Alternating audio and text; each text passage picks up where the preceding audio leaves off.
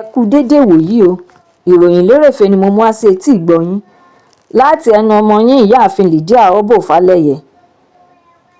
Ìjọba àpapọ̀ ti kọ ọ̀rọ̀ ẹ̀sùn wípé àwọn ọmọ orílẹ̀-èdè Nàìjíríà tí wọ́n ń kẹ́kọ̀ọ́ lọ́wọ́ ní orílẹ̀-èdè Morocco ní àwọn ti gbàgbé wọn síbẹ̀. Wọ́n wá ṣàpèjúwe ọ̀rọ̀ ẹ̀sùn yìí gẹ́gẹ́ bí ohun ìṣìnà tí wọ́n mọ̀ọ́mọ̀ fẹ́ fi ṣì àwọn ènìyàn ilẹ̀ yìí lọ́nà.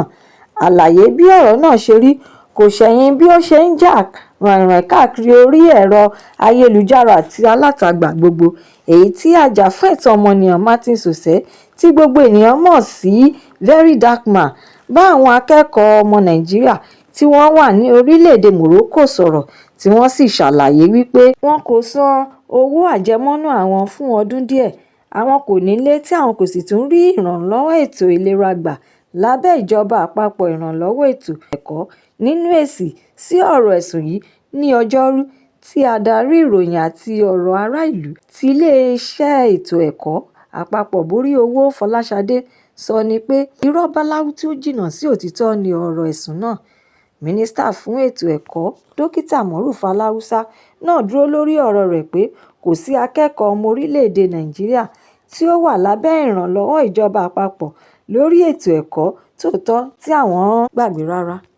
Ó wá tẹ̀síwájú nínú àlàyé rẹ̀ wípé ètò ìlànà tuntun lórí ètò ẹ̀kọ́ tí ìjọba àpapọ̀ gbé kalẹ̀, èyí tí ó sọ pé ìjọba fẹ́ máa ṣe àtìlẹ́yìn fún àwọn tí wọ́n wà lórí ìrànlọ́wọ́ ètò ẹ̀kọ́ tí orílẹ̀-èdè tí wọ́n ti fẹ́ lọ kẹ́kọ̀ọ́ náà ti ṣetán láti gbé ẹrù gbogbo ohun tí ó jọ mọ́ ètò ẹ̀kọ́ wọn. Èrèdí ètò ìlànà tuntun yìí kò ju pé ìjọba fẹ́ jẹ́ kí ohun gbogbo hàn kedere sí àwọn ọmọ ènìyàn, ṣíṣe ìṣirò tó péye, ṣíṣe àmójútó ohun èlò gbogbo ti ará ìlú tí àwọn sì kọ ọ̀rọ̀ àhesọ, dídúnkòokò lajà mọ́ni àti fífi ẹnu tàbùkù ètò ìlànà tí ó gbé ipá ìjọba àpapọ̀ ró tí ó sì tún dáàbò bo iyì ètò ẹ̀kọ́. Ẹ̀kúnrẹ́rẹ́ ìròyìn eléyìí wà nínú ìwé ìròyìn Leadership. Àjọ tí ó ń rí sí ṣíṣe ọrọ̀ ajé àti owó ìlú ní kúmọkùmọ EFCC ti ké tantan lórí àwọn olóṣèlú tí wọ́n fẹ́ dá sí ìwádìí tí ó ń lọ lọ́wọ́ àti àwọn olùjẹ́jọ́ tí wọ́n bẹ àwọn ènìyàn lọ́wẹ̀ bí àwọn olóṣèlú, ọ̀mọ̀wé, ajàfẹ́tọ̀ọ́ ọmọnìyàn aládàáni, àwọn ọmọ Nàìjíríà kan tí wọ́n jẹ́ alárìnká ní ilẹ̀ òkèèrè láti jẹ́ agbátẹrù fún àwọn oníròyìn kí wọ́n ṣe lòdì sí àjọ EFCC àti alága àjọ náà Ọláolú Kóyèdé. Àwọn tí wọ́n ń ṣe agbátẹrù ìpolongo yìí wá ń ti àwọn ènìyàn láti máa fẹ̀sùn kan àjọ EFCC wípé wọ́n ń ṣojúsàájú, wọ́n sì wá fi ojú kéré àjọ náà kí wọ́n má bàa tẹ̀síwájú nínú ìwádìí èyí tí ó kan àwọn olóṣèlú alátakò nítorí ìbẹ̀rù kí wọ́n má bàa fi ojú sí wọn lára àti kí wọ́n má bàa dá wọn mọ̀. Oyèwálé sọ fún wọn wípé gbogbo ẹni tí ọ̀rọ̀ náà kàn ni àwọn ń ṣọ́ nítorí pé kò sí ẹnìkan tí ó kọjá ìwádìí tàbí ìjẹ́jọ́ àti pé kò sí ẹnikẹ́ni tí ààbò wà fún nígbà tí àjọ àwọn bá ń lọ káàkiri láti ṣàyẹ̀wò wọn. Ẹ̀kúnrẹ́rẹ́ ìròyìn eléyìí náà wà nínú ìwé ìròyìn The Sun. Ẹgbẹ́ Prominent Regional Advocacy tí ọ̀rọ̀ àwọn Yorùbá jẹ́ nǹkan àkọ́kọ́ lọ́kàn wọn pẹ̀lú ìgbésẹ̀ ìgbìmọ̀ òṣèlú ti na àsíá pupa sókè lórí ìwà ọ̀daràn tí ó ń fi ojoojúmọ́ peléke sí ní apá gúúsù ìlà oòrùn orílẹ̀-èdè Nàìjíríà tí ó sì ti tàn dé gbogbo agbègbè ibodè àwọn tí wọ́n ń sọ èdè Yorùbá lẹ́nu ní ìpínlẹ̀ Kogi àti Kwara.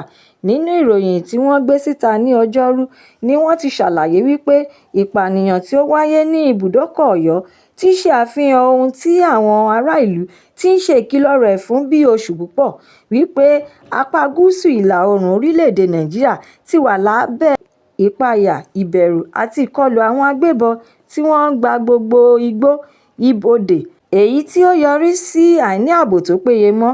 Gẹ́gẹ́ bí ohun tí TYF sọ nípa ìṣẹ̀lẹ̀ tó wáyé lẹ́nu lọ́lọ́ yìí, bí ìjínigbé àwọn ọ̀pọ̀ ènìyàn ní òpópónà Oǹdó-Èkìtì àti ìkọlù àwọn olùjọ́sìn ní ìpínlẹ̀ Kogi ṣe àfihàn bí gbogbo ọgbọ́n ohun èlò wọn ṣe ga tó láàrin àwọn ọ̀daràn yìí, tí wọ́n sì tún ṣètò láti ṣe àfojúsùn àwọn arìnrìn-àjò, olùjọ́sìn, àgbẹ̀, elétò ààbò ìbílẹ̀ àti ibi ààyè ìta gbangba ńlá láti máa fi ṣe iṣẹ́ ibi wọn.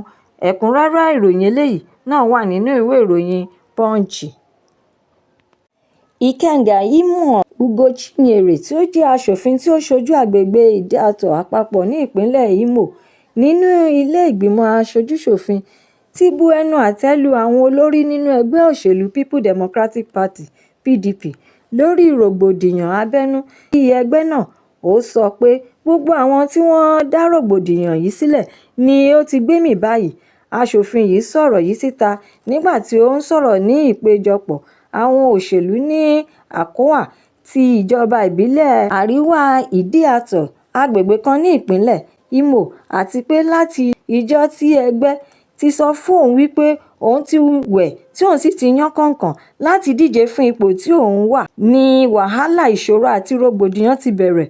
Ó wá ṣe àfikún ọ̀rọ̀ rẹ̀ pé àìmọye ọdún ni òun ti ń gbè lẹ́yìn ẹgbẹ́ tí òun sì tún ń fara mọ́ gbogbo ìṣòro tí ó wà nínú ẹgbẹ́. Síbẹ̀, ẹgbẹ́ ti wá bàjẹ́ tán pátápátá lọ́wọ́ àwọn tí ó yẹ kí wọ́n máa dáàbò bò ó.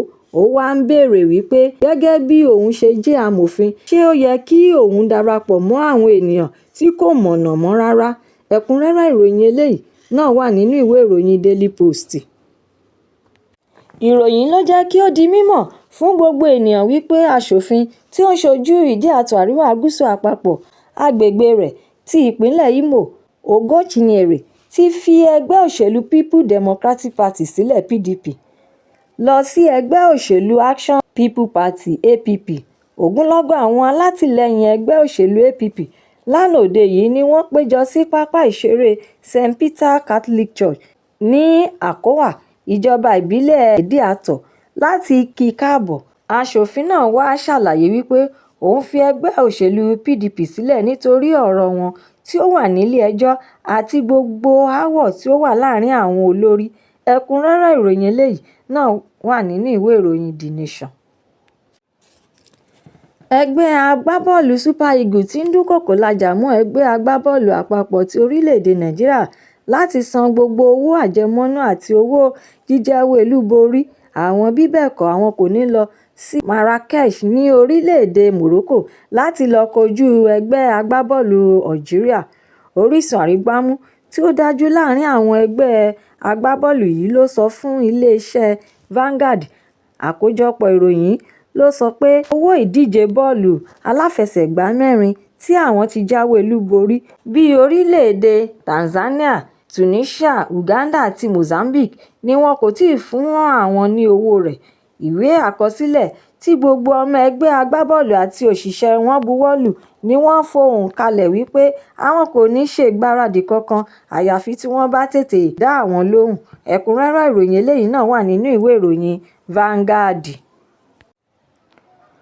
Olùdíje fún ipò gómìnà ti ẹgbẹ́ òṣèlú Labour Party nínú ètò ìdìbò ọdún tó kọjá, George Muhalu, ti sọ fún ẹgbẹ́ òṣèlú African Democratic Congress alásopọ̀ ADC àti àwọn ẹgbẹ́ òṣèlú alátakò yòókù wípé kò lè rọrùn fún wọn láti borí ààrẹ Bọ́lá Ahmed Tinubu nínú ètò ìdìbò ọdún 2027.